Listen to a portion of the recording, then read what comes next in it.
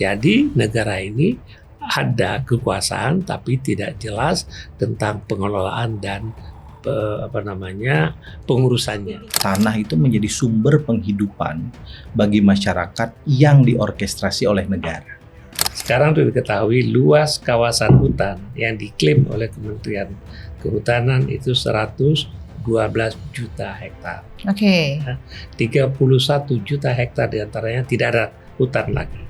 Problemnya adalah kita membentuk banyak undang-undang sektoral yang nyatanya bukan sekedar tidak mengacu, tetapi kemudian Tumpang tindih atau saling menumpangi berbenturan. persoalan. Di bank tanah kemudian begitu apa kita fokus kepada reforma agraria, wajib minimum 30% untuk reforma agraria.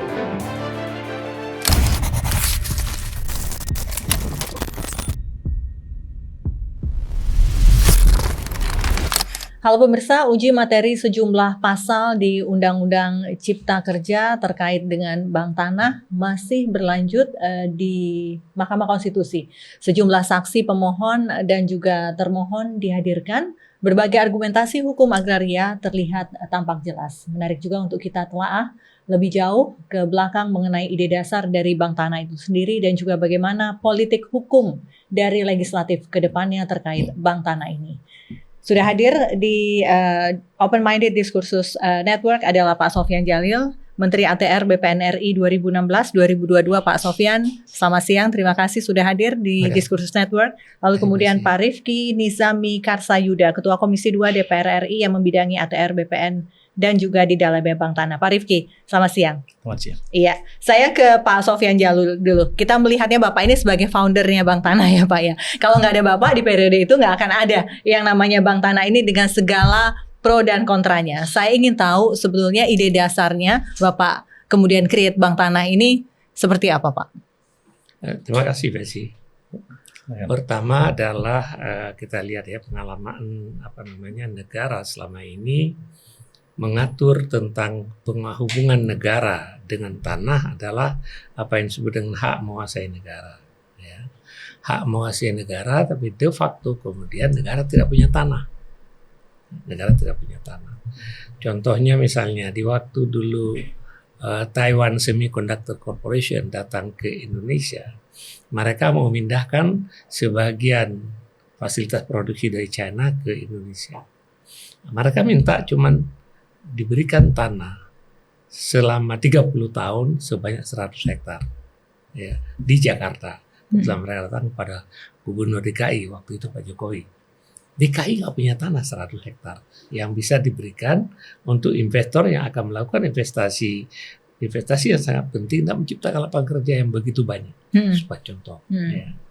Kemudian kalau kita lihat pergi ke daerah, ya, kota-kota yang tumbuh baru itu taman pun nggak ada, ya, karena negara nggak punya tanah. Ya. Kemudian ada tanah yang dikuasai oleh Kementerian Kehutanan, tapi penguasaan Kementerian Kehutanan itu juga adalah bukan penguasaan yang efektif. Ya, mereka punya kekuasaan saja terhadap tanah. Tetapi kemudian apa yang terjadi, mana yang dikuasai yang dimiliki oleh negara itu menjadi masalah.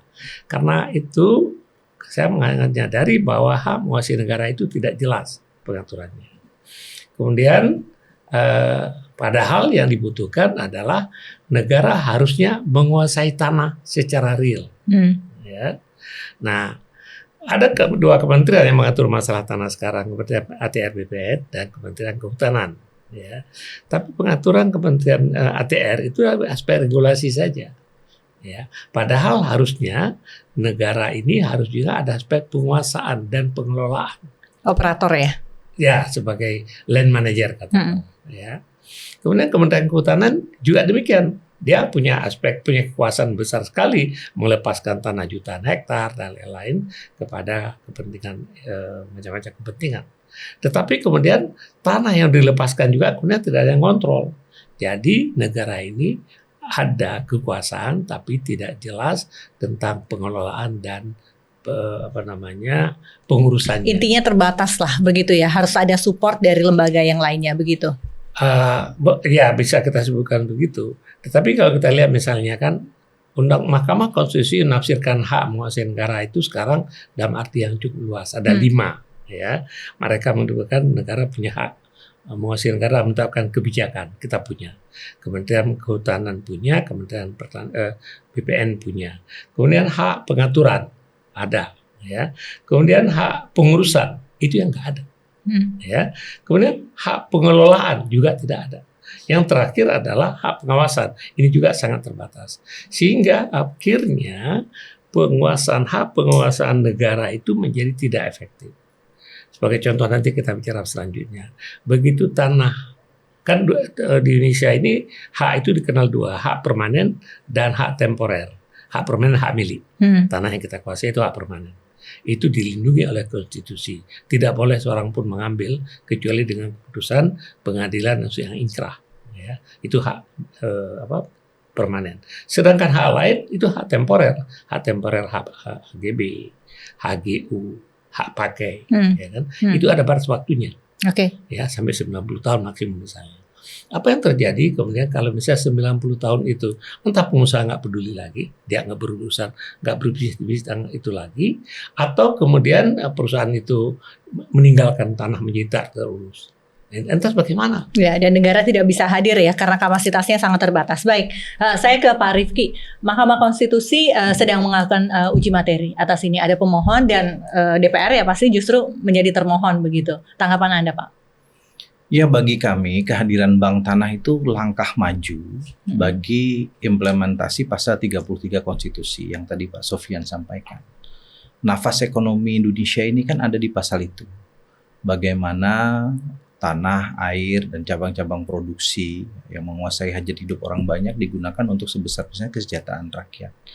Nah, kita bicara tanah, betul kata Pak Sofyan, selama ini kita baru bangga melakukan proteksi konstitusional terhadap legalitas tanah, baik kepada badan hukum maupun perorangan. Di banyak negara, kenapa tanah itu betul-betul menjadi dalam tanda kutip marwahnya negara? Karena memang tanah bukan hanya dilegalisasi, tapi juga tanah itu menjadi sumber penghidupan bagi masyarakat yang diorkestrasi oleh negara. Kita ambil contoh yang paling populer adalah kebijakan The New Economic Malaysia Movement tahun 1970. Pada saat itu Perdana Menterinya adalah Tan Abdul Razak. Tan Razak waktu itu menghadapi satu kondisi ekonomi Malaysia yang tidak mudah. 50% penduduk Malaysia itu miskin. Karena itu Tan Razak melakukan satu program redistribusi lahan kepada masyarakat miskin Malaysia. Satu kepala keluarga miskin diberikan hak pengelolaan. Selama 30 tahun masing-masing 2 hektar tanah. Tetapi di atas 2 hektar tanah itu, masyarakat yang tadi menerima hak pengelolaan juga harus menerima manajerialnya dilakukan oleh negara. Waktu itu ditanamin sawit. Menggunakan velda-velda di setiap kampung, di setiap desa. Velda yang menanam, velda yang kemudian memanage, velda nanti menjadi off-taker. Mereka jadi apa? Yang punya hak pengelolaan ini menjadi karyawan. Nanti begitu 4 tahun sudah berbuah sawitnya, mereka menerima prosentase bagi hasil dari kebun yang diorkestrasi itu. Kenapa negara bisa begitu? Karena tanah itu sejatinya milik negara. Dikuasai betul oleh negara. Bahwa setelah penguasaan oleh negara, negara kemudian melakukan distribusi kepada masyarakat melalui berbagai hak yang sifatnya tadi permanen Pak Sofyan sampaikan, itu adalah pilihan kebijakan yang kita lakukan. Nah, kita kan mengidamkan Indonesia tuh ke depan begitu. Oke, mari kita bicara pro dan kontranya. Kayaknya ini kalau berdua sama Pak Sofyan maupun Pak Rifki sama begitu ya, hampir sama lah standing positionnya. Tapi mari kita bicara pro dan kontra Bank Tanah ini dari sisi yang pertama adalah reforma agraria. Banyak yang menyaksikan bahwa Bank Tanah ini pro terhadap reforma agraria, lebih kepada swastanisasi dan lain sebagainya. Pak Sofyan dulu. Nah, itu argumentasi yang dibukakan oleh kawan-kawan yang menggugat Bank Tanah ke Mahkamah Konstitusi. Justru sebenarnya Bank Tanah waktu itu salah satu pertimbangan utama kenapa saya dirikan dan kita dirikan Bank Tanah, karena kita melihat bahwa reforma agraria yang terjadi selama ini tidak efektif. Contohnya misalnya kalau Anda pergi ke Bogor, Puncak, Cianjur, itu seluruh tanah itu tanah perkebunan. yang kemudian di-abandon katakanlah, ya, karena tidak ekonomis karena apa gitu, di-abandon. Itu harusnya kan didistribusikan kepada masyarakat, reforma agraria tujuannya. Tapi kalau Anda pergi sekarang Puncak, Bogor, Cianjur, itu tanah yang dikuasai oleh masyarakat itu sangat sedikit. Yang sebagian besar ada dikuasai oleh orang-orang luar, ya kan, yang menguasai tanah dalam jumlah yang luas sekali. Saya pergi ke sebuah kawasan, misalnya contohnya di daerah Cigombong, ada desa yang begitu padat, sepadat Tanjung Priok. Saya bingung, ini kan daerah pertanian, kok begitu rupa? Padahal tanah begitu luas, yang bekas perkebunan tadi. Berarti reforma agraria yang lalu tidak efektif. Saya tahu apa sebabnya, karena BPN cuma bisa memberikan title. Jadi kalau misalnya tanah tanah terlantar diberikan kepada masyarakat, masing-masing catat gitu, namanya CPCL, catat dikasih nama apa segala. Tapi sebenarnya mereka itu lebih banyak nomini aja. Atau kalaupun mereka dapat hak nanti, mereka tidak punya kapasitas. Kita berikan sertifikat pemilikan di tangan kanan, tangan kiri serahkan kepada orang lain. Sehingga akhirnya mereka menjadi landless peasant, petani yang tidak punya tanah. Oleh sebab itu saya merasakan bahwa reforma agraria itu ide bagus sekali, ya kan? Tetapi efektivitas pelaksanaan tidak terjadi karena apa? Negara tidak menguasai pengolahan tadi. Jadi kalau bank tanah, kalau misalnya ada 1.000 hektar atau 10.000 hektar tanah kebun yang terlantarkan, itu dimasukkan HPL bank tanah. Itu bank tanah menguasai dan mengelola. Kemudian siapa yang akan menjadi yang berhak mendapatkan? Katakanlah saya ada 10.000, katakanlah 5.000 kepala keluarga. Kita pikir simpel. Berarti masing-masing 2 hektar. 2 hektar itu hak di bawahnya hak bank tanah, hak pengelolaan bank tanah. HPL. Kemudian petani yang akan betul-betul menjadi petani dan akan mengelola tanah, kita berikan 2 hektar misalnya, diberikan modal, diberikan apa. Tapi sementara ini sampai kemudian kita yakin mereka itu akan mengelola tanah, bukan jadi calo saja, ya kan? Ini kita berikan hak pakai.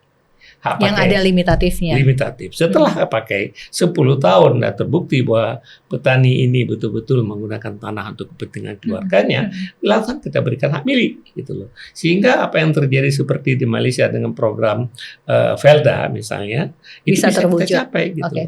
Jadi sebenarnya argumentasi saya di Mahkamah Konstitusi mengatakan bahwa kawan-kawan yang menggugat bahwa bank tanah tidak pro reformasi agraria, bukan, justru sebaliknya. Reforma agraria. Ya. Oke. Justru sebaliknya. Kita menciptakan bank tanah untuk meyakini bahwa tanah itu benar-benar memberikan manfaat sebesar-besarnya untuk kemakmuran rakyat. Oke, Pak Rifki, begitu.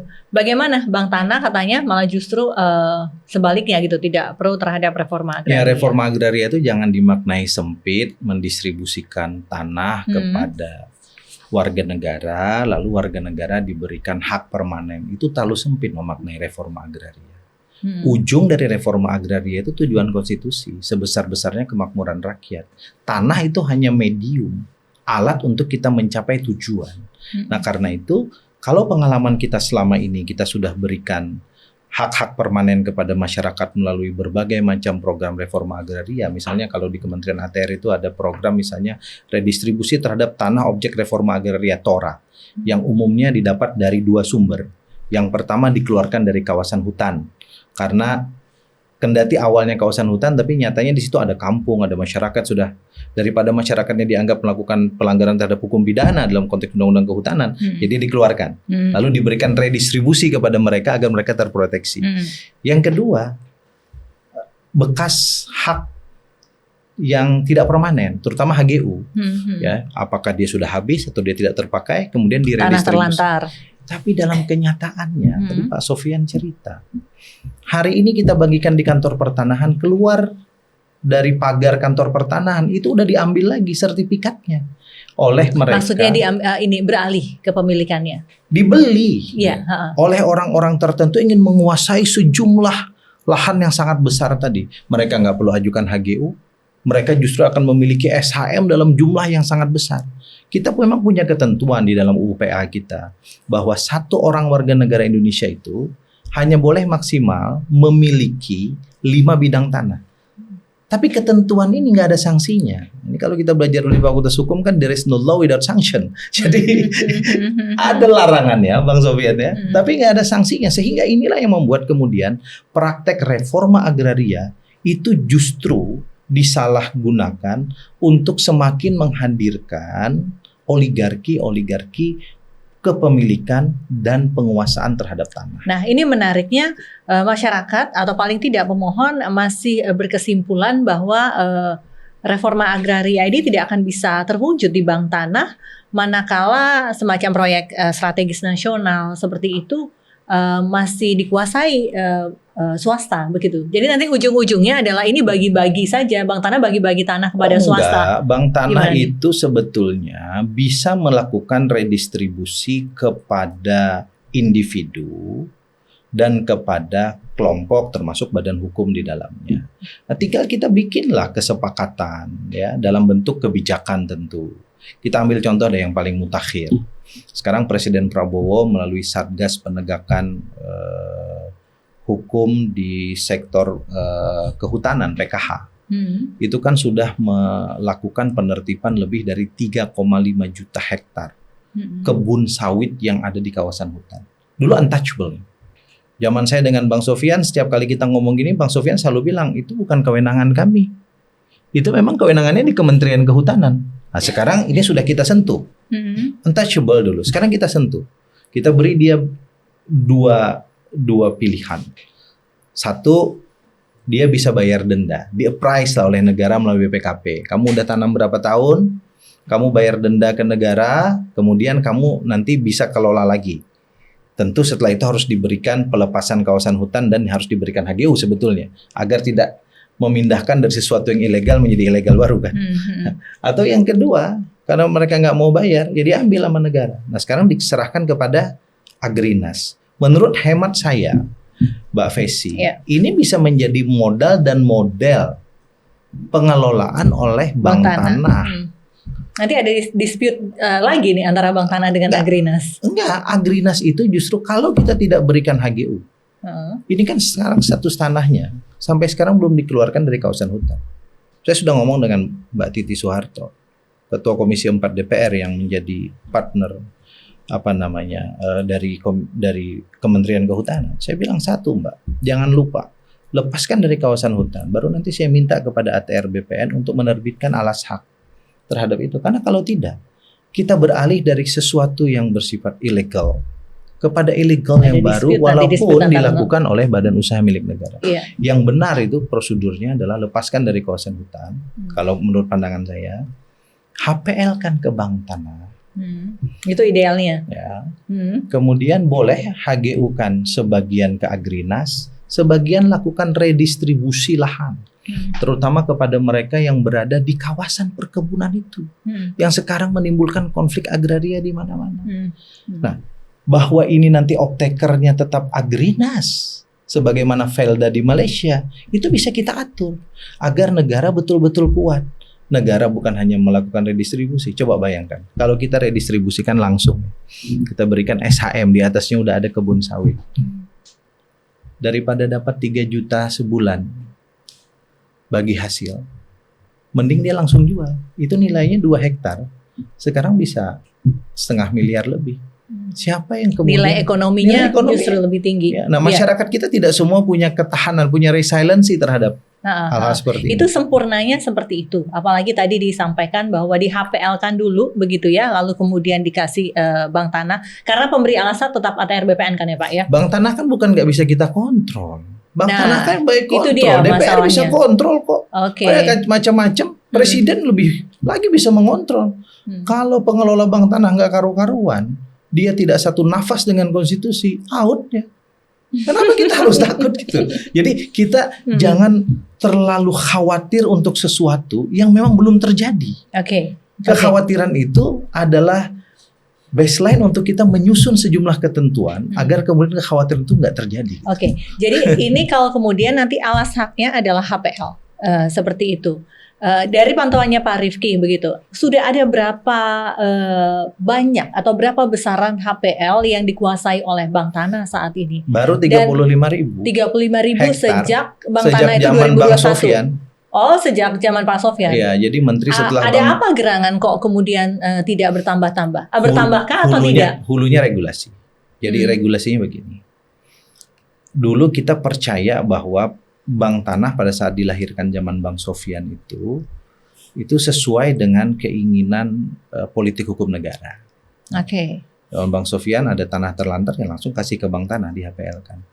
Ternyata setelah menteri berganti politik hukumnya rada berubah. Kenapa? Karena waktu zaman Bang Sofyan belum sempat melakukan perubahan misalnya ya. Bank tanah itu mestinya itu tidak disamakan dengan pemohon biasa.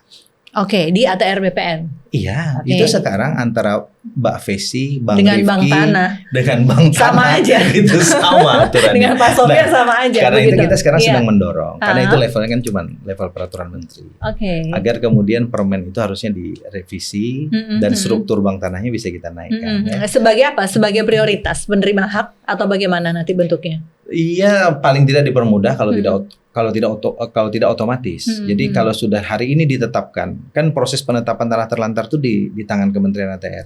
Begitu ditetapkan sebagai tanah terlantar, dia otomatis menjadi HPL bank tanah, Iya, ya kan? Ah. Nah, kenapa begitu? Sekarang ini bank tanah itu belum kompetitif dalam rangka memanage dan mengelola tanah, termasuk untuk investasi.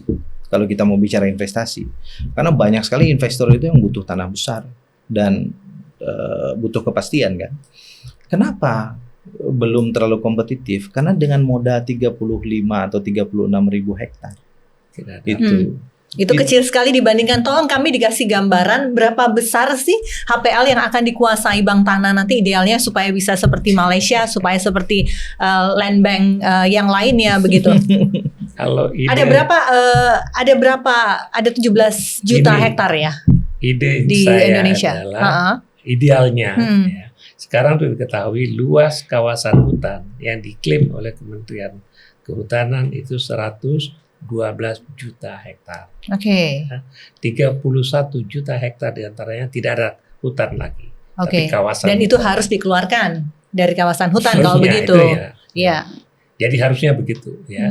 Nah, jadi dari wilayah yang dikuasai atau dalam pengaturan ATR cuman 35%. 65% adalah kawasan hutan.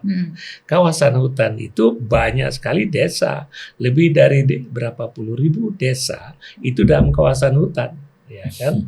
Nah, ini harusnya dilegalisasi. Cara legalisasinya supaya mencapai sasaran adalah kasih dulu pada bank tanah. Bank tanah yang kemudian akan melakukan identifikasi di lapangan dan kemudian yang berhak menjadi eligible untuk TORA kita berikan ya dengan masa transisi. Gitu. Tapi kalau di situ sudah masyarakat sudah tinggal bertahun-tahun sudah rumah permanen langsung diredistribusi langsung, berikan hak permanen. Hak permanen langsung. Jadi supaya yang orang yang selama ini bertahun-tahun ketidakpastian tinggal di tanah angkut kawasan hutan menjadi legal, gitu kan. Iya. Nah, kalau Anda mendengar misalnya banyak kritik bahwa Gini indeks pertanahan titik 65 itu sangat tidak adil gitu loh. Karena apa? Yang pertama adalah sebagian besar sekali tanah masih diklaim oleh kawasan hutan. Yang tanah yang 35 hektar ini yang dihitung dan begini indeks, ya kan? Nah, 35.000 maksudnya. 35 juta. 35 juta. 35%. 35%. Iya. Dari kan total daratan kita 180 juta hektar. Iya, iya. 65%-nya kawasan hutan. Kawasan hutan. 6% kawasan Oke. hutan. Gitu. Jadi sebenarnya tapi ini terlambat ya. Waktu itu saya Karena waktu permennya bertahap, belum ada begitu ya. Saya selalu berpikir think big, start small, move fast. Yes. Tapi ternyata think big-nya udah benar, start small-nya udah benar, ya kan. Tapi belum move fast. Kan pejabat politik kan bisa diganti, menteri bisa diganti. Saya sudah pergi gitu kan. Nah sehingga kita bisa mendapatkan cuma 35.000. Dan sampai sekarang angka itu tidak jauh bergerak. Ada apa gerangan Pak? Saya tidak tahu karena saya dulu. Ada apa gerangan Pak Rifki? Kenapa kok angka itu tidak bergerak dari Kalau- 2022 sampai 2026? Kalau pantauan kami tadi hulunya, karena bayangkan bank tanah yang harusnya menerima ya dari kebijakan tanah terlantar atau tanah TORA gitu, itu bank tanahnya justru diminta memohon, itu satu. Ya, proses permohonan itu kan agak panjang, diukur di segala macam. Yang kedua, menurut pandangan saya, ya memang bank tanah itu belum menjadi priority dalam kebijakan negara hari ini. Saya pernah panggil para pengelola bank tanah, saya tanya, Anda ketemu dengan Menteri ATR dan Menteri Keuangan sebagai komitenya kan ada 3 itu. Menteri ATR BPN, Menteri Keuangan, dan Menteri PU. Zaman itu PUPR ya, karena untuk kepentingan proyek-proyek strategis nasional. Anda udah berapa kali? Belum pernah untuk kabinet ini. Jadi ada masalah regulasi, yang kedua ada masalah priority. Jadi saya tidak tahu kenapa, tapi memang ini bagus. Mbak Fesi membuka diskursus ini bagus. Nanti saya kira perlu juga diundang ya Pak Menteri, Pak Nusron, termasuk Pak Purbaya. Karena jangan-jangan di tengah banyak priority yang mereka buat, bank tanah ini agak kelupaan. Nah, makanya kita kan perlu mengingatkan. Sebagai sesama sahabat kita perlu mengingatkan. Saya pun di Komisi 2 ini memberanikan diri. Baru pada masa sidang ini saya ambil alih mitra kerja bank tanah itu ke Komisi 2. Awalnya mitra kerjanya di Komisi 11. Coba bayangkan. Iya, karena keuangan ya. Karena namanya bank. Iya. Padahal karena namanya bank. Padahal coba tolong dikelirkan juga di sini Pak Sofyan. Banyak yang menganggap bahwa ini bank tanah memiliki aset dan aset begitu. Bagaimana nanti pengawasannya? Belum ada ya kan BUMN, begitu BUMN memiliki aset negara dan lain sebagainya. Ini ada bank tanah lagi masuk sebagai lembaga baru begitu apapun namanya dan memiliki aset. Memang betul memiliki aset atau seperti apa Pak Sofyan? Tidak begitu. Jadi tanah-tanah yang di HPL-kan nanti itu adalah aset bank tanah atau bukan? Bukan aset bank tanah, tapi aset benar bank aset, tapi aset dalam persediaan. Dalam persediaan berarti inventory ya? Inventory yang bisa kemudian kalau ini tanah tora kita berikan kepada tora. Kalau ini misalnya tanah kata kita memberikan untuk kepentingan lapangan bola dilepaskan untuk desa atau untuk kecamatan, atau kalau tanah untuk cocok untuk kota untuk taman arboretum misalnya di perkotaan, kita lepaskan kepada pemerintah daerah. Kalau tanah itu untuk pengembangan kota, kita serahkan kepada pemerintah. Jadi dia itu fungsinya pengelolaan aja. Jadi berputar saja seperti itu ya? Berputar ya. Pengelolaan itu supaya pengaturan atau pengalihan tanah itu berlaku secara tertib. Tidak seperti Pak Rifki kemukakan tadi. Kalau kita berikan hak title hari ini, ya kan, tangan kanan mendapat sertifikat, tangan kiri dikuasai orang lain. Karena masyarakat kita pada umumnya punya tanah tidak bisa memanfaatkan. Di samping tidak sabar tadi ingin dapat uang cepat. Kalaupun misalnya dia ingin menjadi petani, mereka nggak punya modal, nggak punya teknologi, nggak punya akses, dan lain-lain. Bank tanah bisa memfasilitasi. Jadi ide bank tanah ini, itu pandangan saya, sebenarnya kalau diterapkan, itu akan memberikan transisi atau transfer of pemilikan tanah secara lebih tertib dan teratur. Di bank tanah kemudian begitu apa kita berfokus kepada reforma agraria, wajib minimum 30% untuk reforma agraria. Nah, itu dia. Lalu kemudian itu menjadi pro kontra sekali lagi begitu. Apakah bisa begitu? Kalau kemudian objeknya di perkotaan, di urban begitu. 30%-nya diberikan untuk reforma agraria itu dalam bentuk apa? Nah, itu nanti bisa diterjemahkan yang paling penting tujuannya untuk kemaslahatan besar kemakmuran rakyat. Di perkotaan mereka nggak perlu tanah banyak. Ya kan? Tapi barangkali tempat tinggal yang layak. Jadi kalau misalnya dulu ada ya sebuah tanah di Jogja, ya itu tanah itu sengketa udah begitu lama. Saya berpikir waktu itu kalau kita bersabrasi kita bikin apartemen ke atas gitu ya. Yang tadi diperbukan misalnya dengan online tanah di atas bangunan di atas tanah bisa menampung cuma 200-300 orang. Kalau 1 hektar kita bikin beberapa tower itu bisa menampung mungkin belasan ribu orang. Nah, ini jadi yang tujuan itu yang lebih penting. Ya, jangan melihat prosentasenya sendiri. Nah, kemudian juga mereka kemukakan 30% itu seolah-olah itu maksimum, padahal bukan minimum. Di daerah-daerah misalnya tanahnya luas, ya kan, orangnya nggak ada, ya kita berikan semua juga kepada orang, nggak bisa dikelola, gitu loh. Jadi, nah bagusnya bank tanah ini didirikan secara sui generis. Sui generis itu di luar hal yang kebiasaan umum, ya. di luar Kita keluarkan, masukkan undang cipta kerja. Maka bank tanah itu punya aset, tapi bukan aset negara dan bukan aset bank, aset persediaan bank tanah. Bank tanah bisa melepaskan, suatu saat tidak ada aset lagi. Saya inginkan misalnya nanti seperti Pak Rizky mengatakan, kalau ada pelepasan kawasan hutan by default taruh ke bank tanah, supaya bank tanah bisa mengontrol dan mengawasi. Ya, sekarang misalnya tentang ini Pak, ada kewajiban 20% pelepasan kawasan hutan untuk perkebunan itu untuk plasma. Ya. Ternyata karena nggak ada yang ngawasi, itu tidak terjadi. Kalaupun terjadi, waktu saya dulu kesulitan, kalau yang lama-lama itu kita katakan kan, itu diketahui kewajiban plasma itu datang belakangan. Kebun-kebun yang sudah jadi sebelumnya tidak ada kewajiban. Tapi kemudian waktu perpanjangan kita impose persyaratan itu.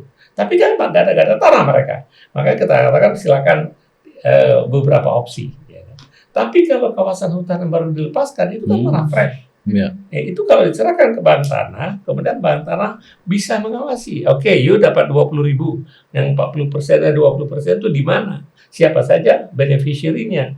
Sekarang nggak ada. Jadi baik kehutanan maupun BPN tidak ada fungsi pengawasan dan fungsi pengelolaan. Oke, mengapa BPN tidak memiliki fungsi pengawasan dan pengelolaan ini? Apa memang tidak berfungsi atau memang di luar fungsi sebagai regulator atau bagaimana? Ketentuan peraturan undang-undangannya membatasi itu. Kita ambil contoh deh, menyambung apa yang Pak Sofyan sampaikan. Contoh pengawasan misalnya dan penegakan hukum. Ini kan dua isu penting sebetulnya dalam konteks kita melakukan penata ruangan dan pertanahan di Indonesia. Saya bilang, kalau saya mau cari data, berapa sih tanah HGB di Jakarta ini yang udah habis? Tapi tetap digunakan. Saya bisa dapat data dari setiap kantor pertanahan dan kanwil BPN di Jakarta. Tetapi pertanyaan berikutnya, setelah BPN mengetahui dan memiliki data, apa yang bisa dilakukan BPN? BPN tidak bisa melakukan apa-apa kecuali memberikan peringatan. Karena BPN tidak diberikan keterbatasan anggaran atau bagaimana? Bukan, karena tidak ada kewenangan yang diberikan kepada BPN untuk melakukan penegakan hukum terhadap itu. HGU zaman Bang Sofyan tahu mana HGU yang habis, tapi dia tetap tanam dan dia tetap mendapat hasil ekonomi dari itu, tahu. Kita tahu persis, ya ada data kan. Ini kapan habisnya? Oh, dicek ke lapangan, kok kamu masih gitu. Tapi apa yang bisa dilakukan? Ya hanya kemudian memberikan peringatan. Apa fungsi itu bisa kemudian di-counter ya, oleh Bank Tanah? Peringatan itu pada akhirnya memang bisa kemudian kita cabut haknya gitu. Tapi maksud saya begini, ya. Memang UU-PA tahun 60 itu mau tidak mau harus kita sesuaikan dengan dinamika dan kebutuhan zaman. Ini sebuah kebutuhan dan sebuah keniscayaan. Pada saat Bung Karno dan kawan-kawan menyusun UU-PA 60, itu kan kalau sekarang mungkin bahasanya ya omnibus law pertanahan lah, karena seperti undang-undang pokok ya, undang-undang pokok gitu. Yang mestinya undang-undang sektoral semuanya mengacu ke situ. Problemnya adalah kita membentuk banyak undang-undang sektoral yang nyatanya bukan sekedar tidak mengacu, tetapi kemudian tumpang tindih atau saling menumpangi persoalan. Nah, saya ambil contoh yang sederhana.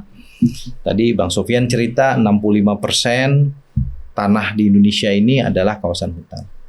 35%-nya adalah non kawasan hutan atau APL, area penggunaan lain.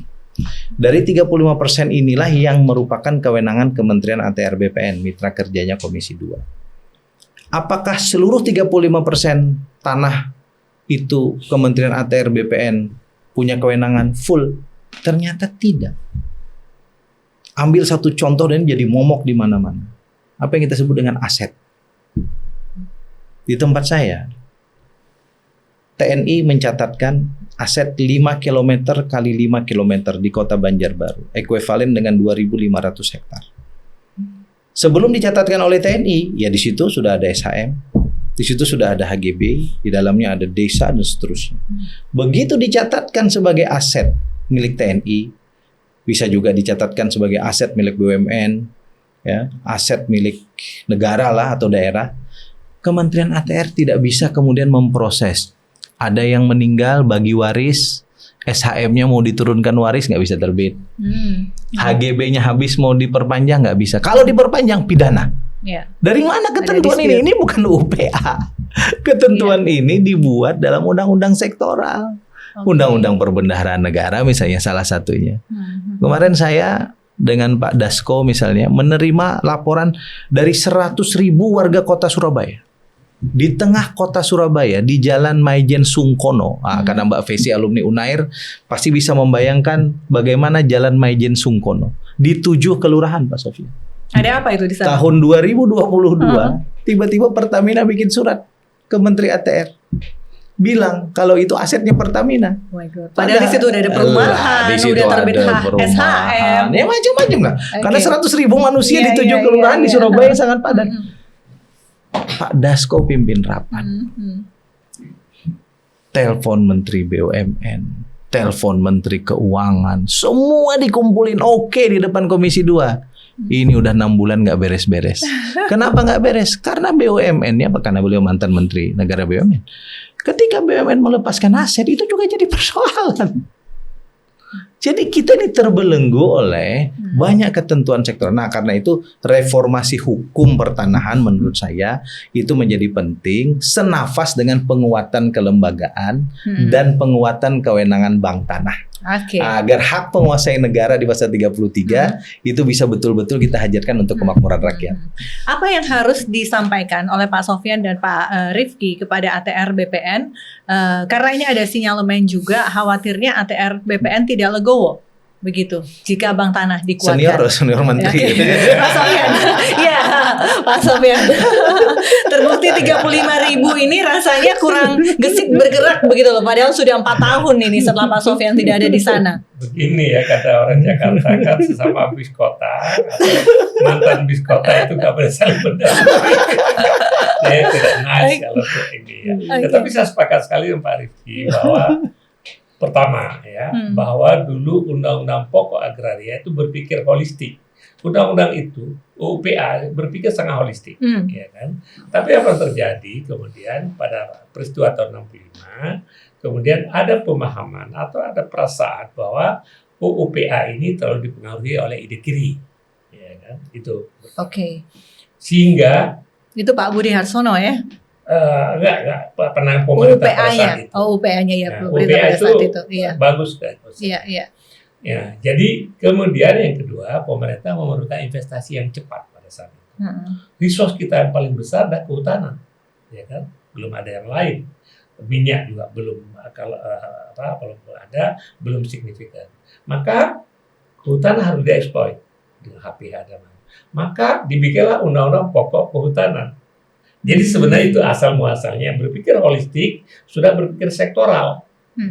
Kemudian bermacam sektoral di bawahnya itu sudah merupakan berpikiran secara holistik. Masalah di Republik kita ada orang tidak berpikir holistik. Saya pernah Menteri Bappenas Pak Rifki. Bagaimana misalnya Bappenas tidak mempunyai perencanaan yang holistik. Mungkin di DPR sering sekali dibicarakan. Ada waduk, airnya dibuang lagi.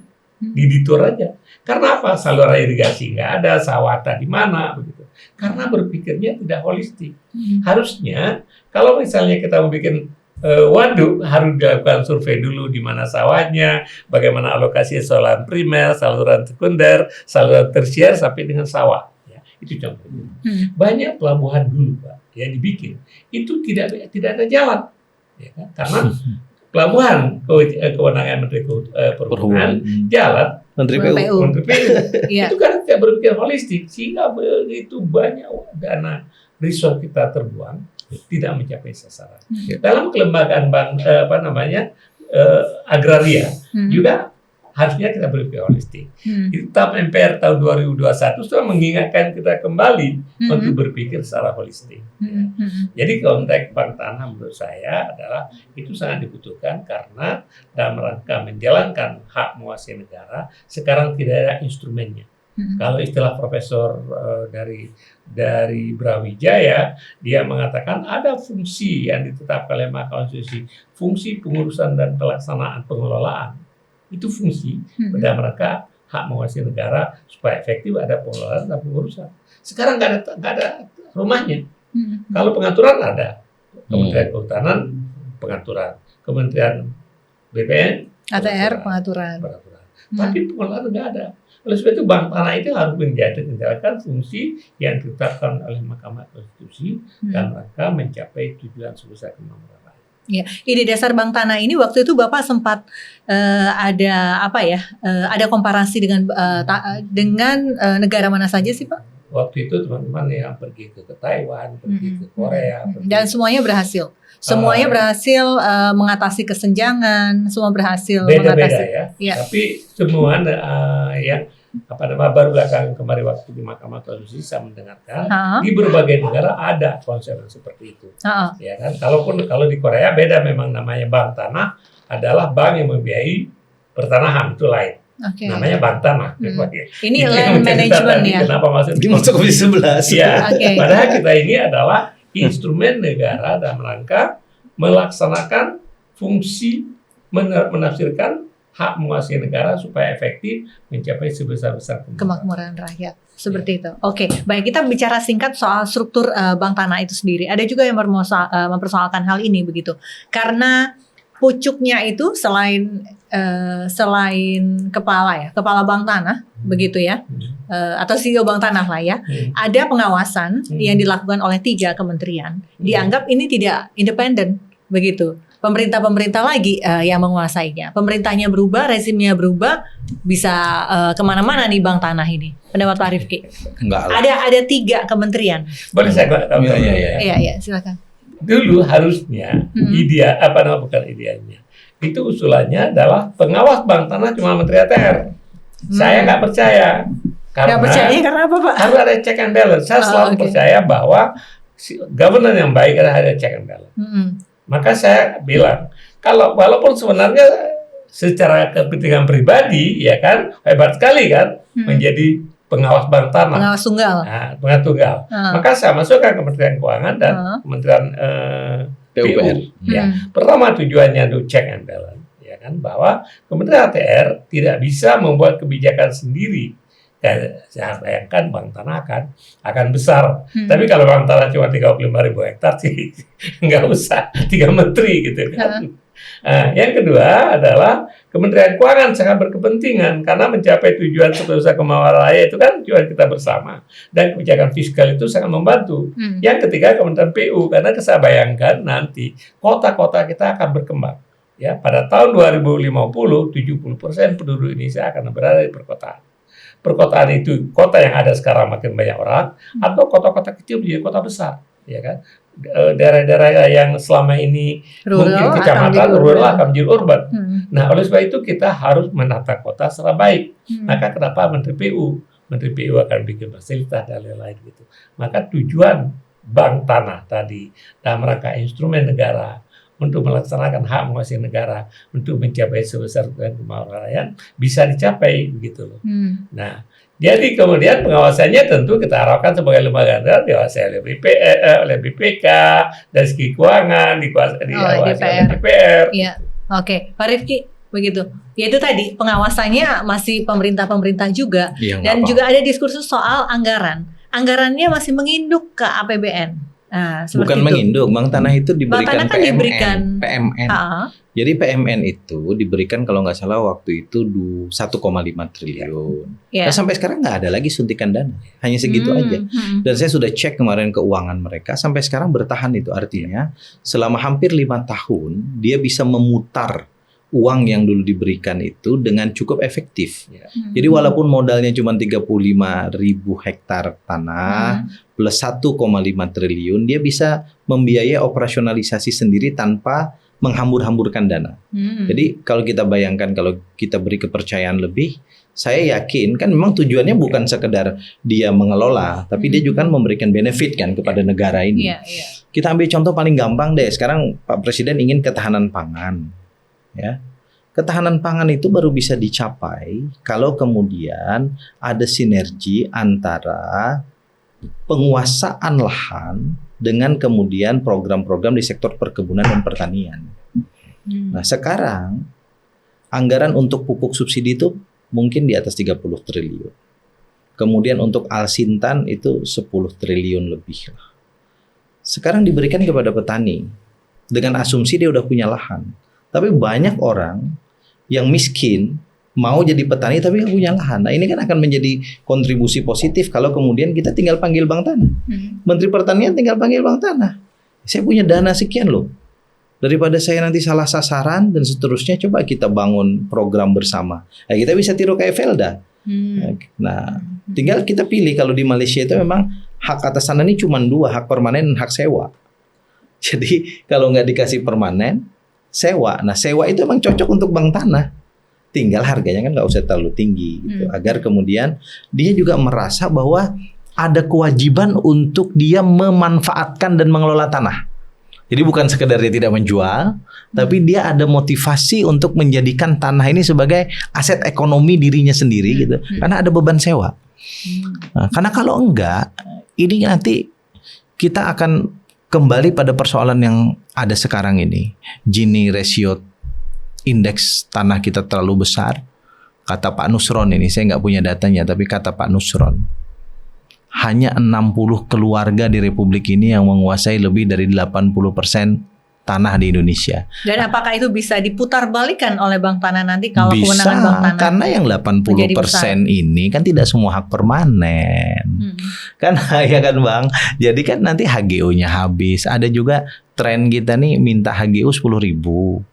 Yang dimanfaatkan cuma 10%. Tapi itu dibawa ke perbankan, dapat hak tanggungan sekian ratus miliar, ya sudah. Kadang motivasinya itu tidak ingin juga tanah itu dimanfaatkan maksimal. Tanah hanya dijadikan objek ekonomi. Nah karena itu ini semua banyak masalah ini, menurut saya bisa kita selesaikan satu persatu. Dan tanah-tanah yang awalnya bermasalah, tidak digunakan, terlantar, beri kepercayaan ke Bank Tanah. Bank Tanahnya kita perkuat kelembagaannya, sumber daya manusia kita perbaiki, kewenangannya kita kasih, kita awasi dia. Lebih baik mengawasi satu tempat daripada kita ngawasin banyak ini. Ini kan terlalu banyak badan hukum yang harus kita awasi. Ya kalau kita cuma ngawasi satu tempat kan harusnya oke. Ya udah bareng-bareng aja kita awasi Bank Tanah. Jadi para pakar agraria ikut awasi. Kalau perlu ke depan menurut saya, kalau memang nanti portofolio ekonominya bagus, pengelola Bank Tanah kalau perlu ekspertisnya ambil dari pakar-pakar agraria, agar jangan salah dalam mendistribusikan tanah kita ini. Gitu. Menarik. Sebelum kita closing, Pak Sofyan mungkin bisa penekanan sekali lagi, dan mungkin masyarakat masih belum mengerti ketika Bank Tanah meredistribusi tanahnya di perkotaan, di kawasan urban. Tadi Bapak bilang nanti bisa bikin vertikal begitu, apartemen dan lain sebagainya. Apakah harganya akan menjadi terjangkau begitu? Tolong coba dijelaskan bagaimana kemudian tanah itu bisa dihargai nol dan lain sebagainya. Masyarakat butuh pengertian soal ini. Ya, yang pertama adalah kita bikin desain demikian rupa Bank Tanah itu bahwa mereka bisa menetapkan tarif nol, ya, tarif nol untuk kepentingan sosial, untuk kepentingan religius dan lain-lain itu bisa maksimum nol tarifnya, supaya tanah itu tidak menjadi hambatan, ya, kalau misalnya orang membangun rumah rakyat. Sekarang komponen yang paling mahal di Jakarta, di kota-kota besar adalah biaya tanah, ya. Biaya bangunan itu kalau tanahnya itu sudah bisa kita tentukan dengan tarif yang sangat rendah, bahkan 0 rupiah, ya kan, maka yang perlu dibayar oleh pembeli adalah harga bangunannya. Bangunan itu sangat tergantung, memang bangunan mewah atau bangunan sederhana. Tapi kalau untuk rumah rakyat kan yang paling penting adalah aman, ya kan, bagus, ya, standar, sehingga biaya jauh lebih terjangkau. Nah itu tujuannya. Kemudian juga tadi misalnya tanah harus berfungsi sosial, ya kan. Yang sekarang ini berfungsi sosial ini menjadi sangat sulit. Saya misalnya lama sekolah di luar negeri, kita pergi ke kota manapun, mereka punya taman di mana-mana. Sekarang di kota-kota di Indonesia nggak ada. Kalau di Jawa, di kota-kota di Jakarta masih tidak mengerti. Saya pergi ke kota di Kalimantan Barat, Pak. Ya, itu kota kan berkembang di tengah pulau Kalimantan yang kosong, tidak ada taman, gitu loh. Mungkin karena waktu dibikin kota itu tidak ada perspektif, atau tanah sudah diklaim oleh banyak orang, sehingga wali kota atau bupati tidak bisa mengambil tanah yang luas untuk fasilitas umum. Iya. Jadi Bank Tanah ini saya merasakan, ya memang harus kita bereskan kelembagaannya dulu. ya kan? Kelembagaannya, kemudian dengan dukungan politik pemerintah yang baik, gitu, maka bank tanah ini akan bisa melaksanakan fungsinya. Sekarang yang tadi think big start small-nya sudah terbukti. Dana dialokasikan PNM 1,5 triliun itu sejak 2022 sampai hari ini. 2021 ya? 2021 kalau nggak salah ya, 2021 sampai hari ini uang itu masih utuh.